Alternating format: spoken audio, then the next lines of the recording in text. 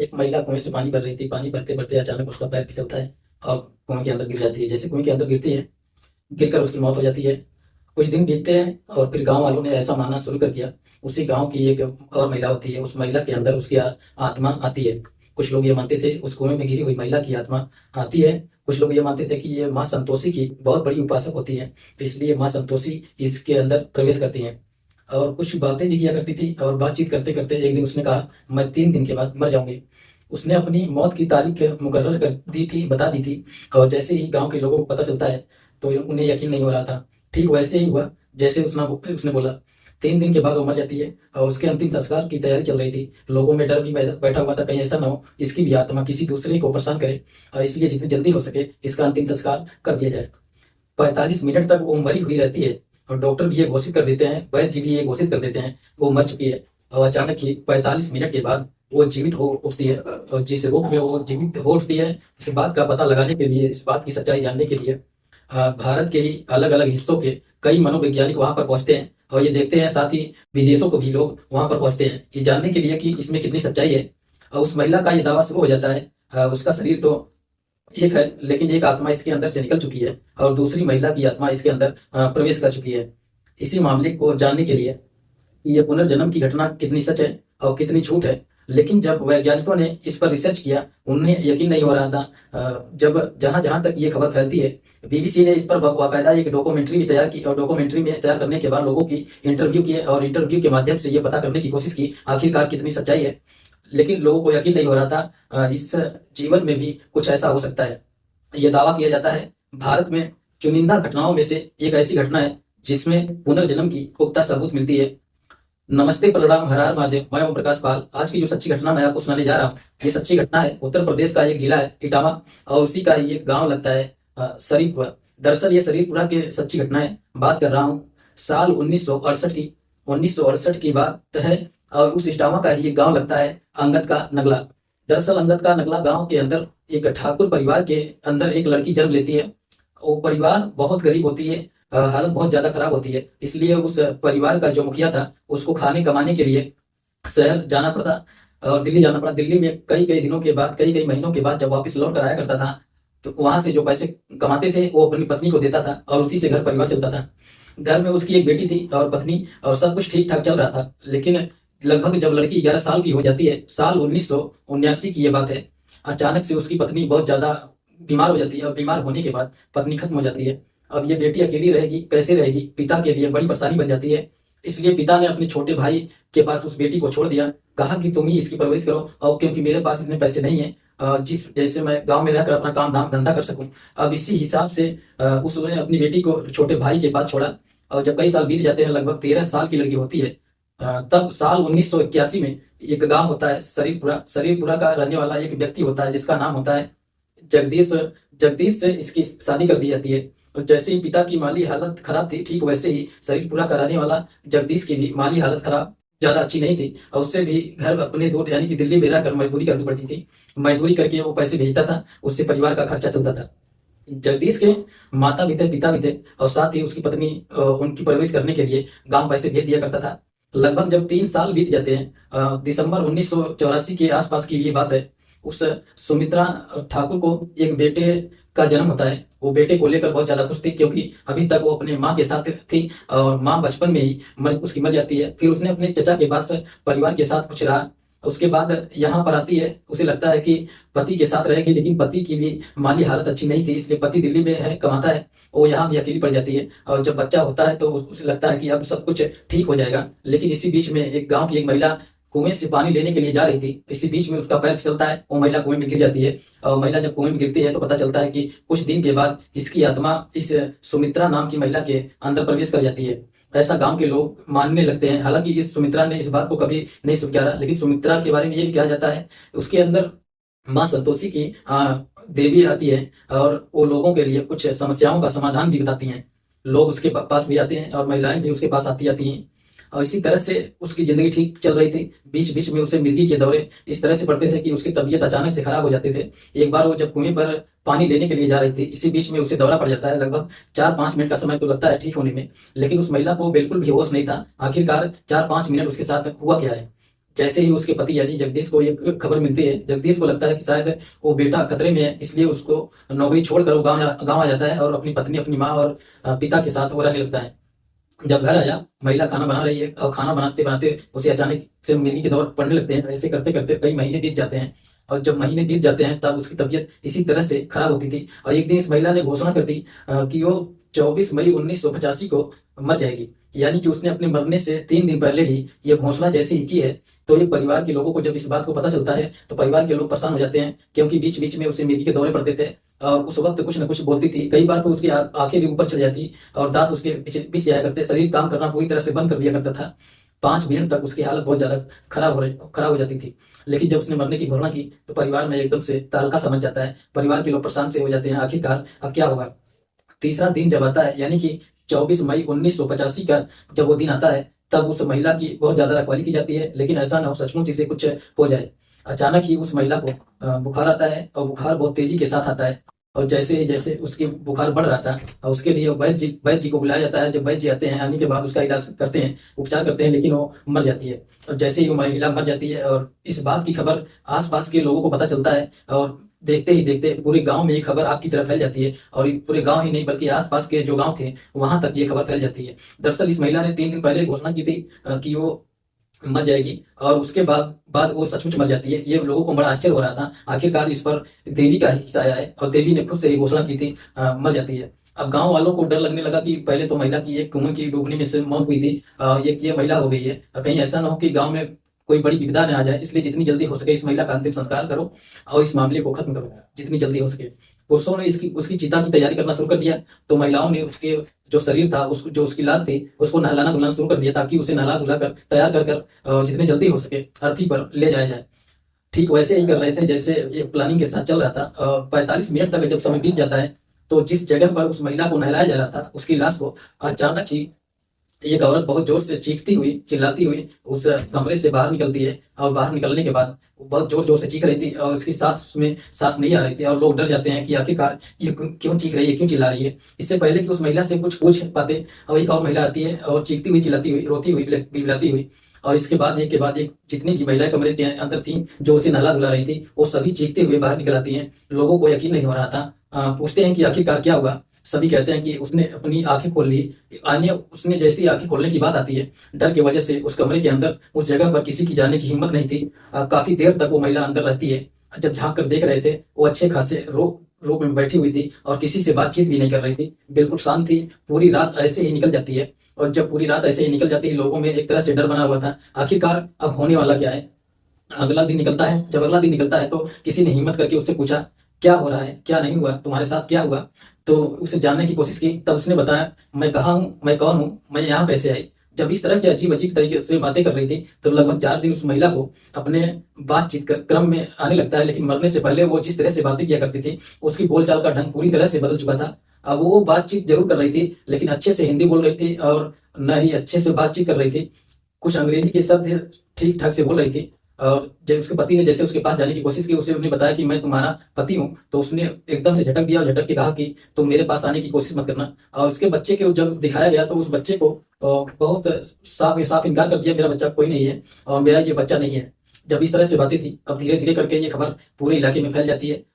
इस महिला के बारे में पहले ही वैद्य जी घोषित कर चुके थे, ये मर चुकी है और उसका चेहरा भी बिल्कुल साफ हो चुका था और जैसे कि यह ब्लड है ही नहीं उसके शरीर में और उसकी नब्ज ने काम करना बंद कर दिया था, यह अचानक से जीवित हो उठी है। अब इस महिला के बारे में जैसे ही आसपास के इलाके में खबर फैलती है, ये खबर दूर दूर तक एक तरह से आग की तरह फैल जाती है और लोगों ने ये कहना शुरू कर दिया एक महिला ने इस तरह से मर जाती है और फिर खुद जिंदा हो जाती है। अब ये बात मेरी अखबार में प्रकाशित होना शुरू हो जाती है। ये महिला रोती थी, लिखती थी, कहती है कि मैं यहाँ रहने वाली नहीं हूँ, मैं कहीं दूसरे जगह की रहने वाली हूँ। अपने पति से रिक्वेस्ट करती है कि मुझे यहाँ से और मेरे घर ले चलो, मेरे पिताजी के पास और मेरी माँ के पास ले चलो, मेरी बहनें हैं। और जब इस तरह से बात करती थी तो गांव के लोगों ने कहना शुरू कर दिया कि ये सचमुच पागल हो चुकी है, कुछ न कुछ इसके ऊपर जरूर ऊपरी साया का असर हो रहा है। जब इस तरह से बातें करती थी उसके पति ने हालांकि किसी से मिलाने की कोशिश नहीं किया, ज्यादातर एकांत में ही रहती थी, अकेली रहती थी। अब ऐसी स्थिति में अकेली रहेगी तो परिवार कि एक बच्चे की कैसे परवरिश होगी, क्या भी होगा, यही सोचकर सब परेशान थे। एक दिन इस महिला ने, जिसका नाम सुमित्रा होता है, उसने रिक्वेस्ट की अपने पति से कि मैं तुमसे कुछ अपील करना चाहती हूँ, मेरी ये चिट्ठी है, इसको तुम डाक खाने में जाकर डाल आना। जैसे ही पति से चिट्ठी के लिए अपील की, क्योंकि पति बेचारा अनपढ़ था, उसको ज्यादा पढ़ा लिखा था नहीं और ज्यादा दुनियादारी की समझती नहीं थी, और जैसा कहा गया वैसा ही उसने किया। इस तरह से उसने 5 पत्र लिखे, और 5 पत्र लिखने के बाद उसने ये अपने काम में लग जाते हैं और धीरे धीरे नॉर्मल होने की कोशिश कर रही थी, लेकिन नॉर्मल हो नहीं पा रही थी, क्योंकि बार बार उस जो से उसका नाम लिया जाता था सुमित्रा, तो कहती थी मैं सुमित्रा नहीं हूँ, बल्कि मैं शिवा हूँ। अब उसने अपने बारे में थोड़ा थोड़ा बताना शुरू कर दिया कि उसने कहा कि दिव्यापुर एक गाँव है, वहाँ मेरी ससुराल है, इटावा मेरा मायका है, मेरा पिताजी मास्टर जी हैं। जब इस तरह से बातें कर रही थी, लोगों ने सचमुच पागल घोषित कर दिया था। लेकिन एक दिन बात है 20 अक्टूबर 1985 की, एक आदमी घर पर आता है, और घर पर आने के बाद पूछता है कि मुझे बात करनी है, और जैसे ही वो घर के अंदर प्रवेश करता है, तो इसी बीच में उस सुमित्रा ने बस एकदम से दौड़ कर जाती है, और दौड़ कर जाने के बाद उस व्यक्ति को गले से लगाती है, और गले लगाने के बाद जोर जोर से रोना शुरू कर देती है। और जैसे ही रो रही थी, आसपास के लोग भी इस दृश्य को देख रहे थे, और लोगों को यकीन नहीं हो रहा था कि एक अनजान व्यक्ति से इस तरह से कैसे चिपक कर रो रही है। तब उसने कहा कि ये मेरे पिताजी हैं, पिताजी तुम्हें इतना वक्त कैसे लगा यहाँ पर आने पर। जैसे पिताजी लगभग उसके जीवित होने के 5 महीने की बात है, जब उसका पिताजी होने का दावा कर रही थी। पिताजी ने पूछा तुम्हें मेरी कुछ सवालों के जवाब देना होगा। तो जब सवालों के जवाब देने वाली बात थी, तभी उसने कहा पिताजी तुम्हें अभी भी नहीं यकीन होगा, तुम्हें पता नहीं मैं शादी से पहले तुम्हें कितने पत्र लिखा करती थी, कम से कम एक पत्र से मिलान तो कर लिया होता, मेरी हैंड राइटिंग तो देख ली होती। जब उसके पिता ने ये बात सुनी, तो उन्हें बड़ा आश्चर्य हो रहा था। साथ में एक एल्बम लेकर आए थे, जो जो चूंकि ये बात उस गाँव के नहीं बल्कि पूरे इलाके में फैलने लगती है, और धीरे धीरे करके बात मास्टर जी तक भी पहुंच जाती है। जब 5 चिट्ठियां उनको मिलती है, 5 चिट्ठी मिलने के बाद उन्हें होश आता है जाकर अपनी बेटी से मिल ही लेना चाहिए। इसमें कितनी सच्चाई है कितनी नहीं है, यदि उस दौर में भी सोशल मीडिया होता है, उस दौर में भी इलेक्ट्रॉनिक मीडिया होता, प्रिंट मीडिया इस तरह का जो होता है, तो शायद ये बात बहुत जल्द ही पूरी दुनिया में फैल जाती। लेकिन क्योंकि प्रिंट मीडिया नहीं था, अखबार थे, और कई कई दिन के बाद अखबार में खबर छपती थी, इसलिए बात को फैलने में थोड़ा वक्त लगा। लेकिन जैसे ही इसकी उस व्यक्ति ने जाकर बातचीत करना शुरू की, तो उसने बताया कि मेरा नाम सियाराम प्रताप त्रिपाठी है, तो इटावा का रहने वाला है, ये कि इंटर कॉलेज में लेक्चर है। जैसे इसने वो बात बताई, लोगों को यकीन नहीं हो रहा था। इस बात को देखने के लिए इलाकों लोगों का जमघट लग जाता है। तभी उसने सूटकेस में से एक एल्बम निकलता है, और एल्बम निकलने के बाद उससे कुछ फोटोग्राफ दिखाने शुरू कर दिया। जैसे ही फोटोग्राफ दिखा रहा था, उसने 18 लोगों में से 12 लोगों को पहचान लिया कि ये मेरे परिवार की फला फला सदस्य हैं, और उनका बाकायदा सा नाम भी दिखाया। और तभी उसने उसका परीक्षण करने के लिए दरअसल एक 3 फोटो जो उसने छुपाए हुए थे अलग से, उसे दिखाए। और उसमें पहला फोटो दिखाया, तो उसने कहा इसमें कौन कौन है, तो उस लड़की ने कहा, यानी सुमित्रा ने कहा, जब सुमित्रा के नाम से बुलाया करते थे तो कहा करती थी मुझे सुमित्रा कहने की जरूरत नहीं थी, मुझे शिवा बोलिए, मैं शिवा हूँ। तो उसने कहा इसमें मेरे पिताजी हैं, मेरी दादी है, इस भाई है, बहन है, और उसका वो खुद है। दरअसल वो फोटोग्राफ था 18 साल पुराना था। जैसे ही 18 साल पुराना फोटो उसने लड़की देखा, और यानी कि सुमित्रा ने देखा, तो इसके जो पिता थे, यानी कि जो आए थे सियाराम त्रिपाठी, उन्हें यकीन नहीं हो रहा था ये आखिरकार 18 साल पुराने फोटो को कैसे इसने पहचान लिया। तभी वो दूसरा फोटो देते हैं, और उसमें 5 बच्चे होते हैं उस फोटो के अंदर, और 5 बच्चों के फोटो दिखाया जाता है, पूछा जाता है कि ये कौन है। 5 बच्चों का भी वो परिचय दे देती है, ये फला फला बच्चे हैं। इसी बीच में तीसरा फोटो दिखाया जाता है, जो तीसरा फोटो दिखाया जाता है उसमें पूछा जाता है कौन है, कहती है कि इसमें माँ है, भाई है, और माँ भी है। इस व्यक्ति को यकीन हो चुका था, उसने अपनी बेटी को गले लगाकर जोर जोर से रोने लगता है, और बेटी भी रोने लगती है। माँ बाप और बेटी जब एक दूसरे से गले मिल रहे थे, रो रहे थे, तभी वहां इस दृश्य को बड़ी संख्या में लोग देखने लगते हैं। उन्हें यकीन नहीं हो रहा था ये आखिरकार चमत्कार कैसे हो सकता है। गांव के लोग इस महिला को पागल घोषित कर दिए थे, ये पागल हो चुकी है, क्योंकि ये जिस तरह से उसके उसके ऊपर ऊपरी साया है, वो जिस तरह से कहते थे कि माँ संतोषी इसके ऊपर आती है, तो इसी तरह से लोगों ने पागल घोषित कर दिया था। लेकिन एक नई कहानी जब सामने आती है, तो लोगों को यकीन नहीं हो रहा था आखिरकार ये कैसे सच हो सकता है। इसी बीच में एक और फोटो होता है, जो उसकी शादी की एल्बम थी, वो शादी का एल्बम दिखाया जाता है, तो उसमें कुछ उस पे हाथ रखा जाता है कि ये कौन है, तो उस पर वो चुप हो जाती है, बोलती नहीं है, खामोश हो जाती है, और उससे पूछा जाता है कि ये कौन है, तो तुम इस पर खामोश क्यों। यानी कि त्रिपाठी सियाराम जी ने जब ये पूछा, उसने कहा कि ये रमाकांति है, रमाकांति यानी कि उसकी ननद है, इसी ने मेरे सर में पत्थर मारकर मेरी हत्या कर दी थी। और जैसे ये बात सामने आती है, तो लोग सन रह जाते हैं कि इसकी हत्या हुई थी। अब इसके बाद जो कहानी थी वो थी, सुमित्रा बता रही थी शिवा के रूप में, वो कहानी थी जो मास्टर जी होते हैं, जिनका नाम सियाराम त्रिपाठी होता है, जो इटावा के कॉलेज के लेक्चर होते हैं, उन्होंने कहा एक कहानी बताई। 24 अक्टूबर 1962 की बात है, इटावा में ही इसका जन्म हुआ था। इसके 2 भाई और 2 बहनें होती हैं, इसका नाम शिवा रखा जाता है। और इस बेटी ने इकोनॉमिक्स इकोनॉमिक्स ग्रेजुएट किया हुआ है, पढ़ने में बेहद इंतहा होशियार हुआ करती थी। और साल 1980 में दिव्यापुर एक जगह लगती है, दिव्यापुर में छेदी लाल नाम के व्यक्ति से शादी कर दी जाती है। 24 मई 1985 को इसकी मौत की खबर मिलती है। जब हम लोग मौके पर पहुंचते हैं, पता चलता है तब तक इसके शरीर का लाश का अंतिम संस्कार कर दिया जाता है। परिवार के लोगों ने इस बात पर एतराज किया और जाकर पुलिस में एफआईआर दर्ज कराई थी।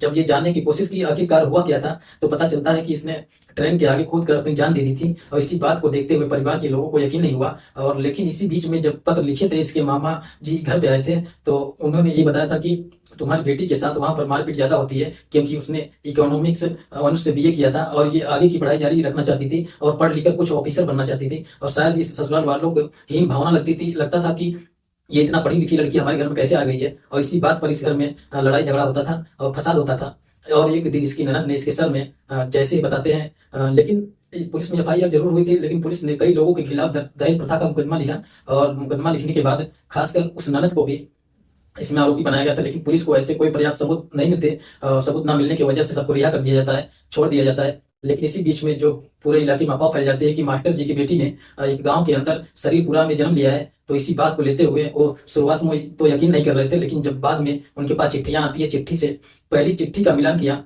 क्योंकि ये लड़की कभी स्कूल गई ही नहीं थी, पढ़ी लिखी थी ही नहीं, अंग्रेजी में कैसे शब्द बोल सकती है, बात कर सकती है, हिंदी इतनी अच्छी से कैसे बोल सकती है। पहली वो भाषा कुछ गांव से जैसे बोलती थी और इसके बाद बात कुछ अलग हो गई, अलग हो जाती है। उस ये अंदाजा लगाया जाता है कि जब उस मास्टर जी की बेटी की दहेज हत्या में उसकी मौत हो जाती है, तो उसके बाद अखबारों में खबर छपती थी, लेकिन उस गांव में कभी अखबार नहीं आता था, न ही इस परिवार का दोनों का आपस में कोई मेल मिलाप था। 95 किलोमीटर का दोनों में अंतराल था और दोनों परिवार का एक दूसरे से कभी मिले नहीं। और जब ये खबर अखबारों में प्रकाशित होने लगी, तो एक लड़की का पुनर्जन्म होता है। तो पहले वो मरती है, फिर 45 मिनट के बाद जिंदा होती है, और जिंदा होने के बाद उसके अंदर जो सुमित्रा की आत्मा थी वो बाहर निकलती है और शिवा की आत्मा अंदर उसके अंदर प्रवेश कर जाती है। तो उसके बाद ये खबर छपते छपते देश विदेश की मीडिया ने भी इस खबर को प्रकाशित किया। और इसके बाद भारत के मनोवैज्ञानिक होते हैं परमेश्वर दयाल, साथ ही विदेशी मनोवैज्ञानिक होते हैं डॉक्टर इयान स्टीमेंट, इन्होंने मिलकर इसको रिसर्च किया था। उसके बाद एक और टीम आती है बेंगलोर की, डॉक्टर संत पसरीचा, इन्होंने भी इस पे जो सर्च किया, बाकायदा इसको अलग अलग लोगों से इंटरव्यू भी किए। इसके बाद फिर निकोलस मैगलिन करके एक अपनी टीम लेकर आते हैं, डॉक्टर निकोलस मैगलिन, इन्होंने अपनी टीम के साथ इस घर में जाते हैं। और जो लड़की का पुराना घर था उसमें भी जाते हैं, जो उसके गाँव था अंगद, उसमें भी जाते हैं। अंगद का नगला अलग अलग लोगों से पूछताछ करते हैं, बातचीत करते हैं, उनका एक इंटरव्यू किया जाता है, बाकायदा इसकी किताब प्रकाशित की जाती है। और लोगों को यकीन नहीं हो रहा था, जिस तरह से सवाल जवाब लड़की से करते थे, उस लड़की की रहन सहन में भी बिल्कुल परिवर्तन हो जाता है। ऐसा भी पुलिस ने मनोवैज्ञानिक ने अपने इंटरव्यू में अपने पति से नफरत सी करने लगी थी, क्योंकि वो अपने पति से कहती थी कि मैं तुम्हारे घर पर कुछ भी नहीं खाऊंगी और तुम्हारे घर पे रहना भी नहीं है। उसने अपने बच्चे को भी स्वीकार नहीं किया था। लेकिन जब धीरे धीरे वक्त आगे बढ़ने लगता है, तो उसे अपना आप सद्बुद्धि आने लगती है। उसे लगता है कि क्योंकि उसके जहां पर शादी हुई थी दिव्यापुर में, उसकी जो पति था छेदीलाल, उसको 2 बच्चे पैदा होते हैं, एक रिंकू एक टिंकू नाम रखा जाता है। जब रिंकू टिंकू से मिलती हैं, उनसे लिपट चिपक कर बहुत रोती हैं। और साथ ही मानव वैज्ञानिक की टीम इसको लेकर जाती है और अलग अलग लोगों से उससे पूछा जाता है कि तुम्हारे जो सबसे अच्छे दोस्त हैं, ये उनका नाम क्या है, उन दोनों के नाम बता देती है। और इसी बीच पिता ने एक ऐसा सवाल किया था, सबको लग रहा था कि शायद इसका ये जवाब दे ही नहीं पाएंगे। उससे पूछा जाता है कि मेरे घर के अंदर तुम्हारी सबसे कीमती चीज क्या रखी हुई है और कहाँ पर रखी हुई है। उसने कहा कि मेरी सबसे कीमती चीज यानी कि घड़ी उससे बहुत ज्यादा प्यार करती थी, जो कि एक संदूक के अंदर रखी हुई है। संदूक घर के अंदर फला जगह रखा हुआ है। ठीक पिताजी ने एक और सवाल पूछा था सबके सामने। उसने कहा कि तुम्हें एक साड़ी पसंद है और बता सकती हो उसका कलर क्या है। उसने कहा कि पीले कलर की साड़ी बहुत ज्यादा पसंद आई और वो मेरी साड़ी घर के अंदर रखी हुई है। उसने जब इस तरह की बातें बताई, जब मनोवैज्ञानिक को इस तरह बातें सुनी, तो लोगों को यकीन नहीं हो रहा था, आखिरकार पुनर्जन्म की घटना ऐसे कैसे हो सकती है। इस पर डॉक्यूमेंट्री बनती है, बीबीसी ने पूरा डॉक्यूमेंट्री बनाई और न जाने कितने लोगों के इंटरव्यू के माध्यम से सच को सामने लाने की कोशिश की थी। दोस्तों, इस पूरे घटनाक्रम को सुनाने का उद्देश्य किसी को परेशान करना नहीं, किसी का दिल दुखाना नहीं, बल्कि आपको जागरूक करना है, आपको सचेत करना है। और इस घटना के बारे में ये भी बताया जाता है कि जो इसके बेटे थे रिंकू और टिंकू, कुछ लोगों का दावा ये था कि इसने खुद ने उनको पाला था और अपने पति को भी स्वीकार कर लिया था, जो इसका बच्चा था उसको भी स्वीकार कर लिया था। कुछ लोगों का ये दावा है जो रिसर्च में किया कि जिस ननद पर इसने हत्या का आरोप लगाया था रिंकू टिंकू को, उसी ननद ने पाला पोसा, उनके पास से वो दोनों बच्चे रहे थे। दोस्तों, जब 2011 तक इस मामले में रिसर्च होता रहा है और इस पर अलग अलग लोगों ने अपनी अपनी वक्ता भी दी है। साल 1998 की बात है, इस सुमित्रा नाम की महिला की मौत हो जाती है क्योंकि बीमार रहने लगी थी। तो इसने घर को मुश्किल से स्विम किया था। और 2008 में जब जो इसका पति होता है, जय हिंद जय भारत।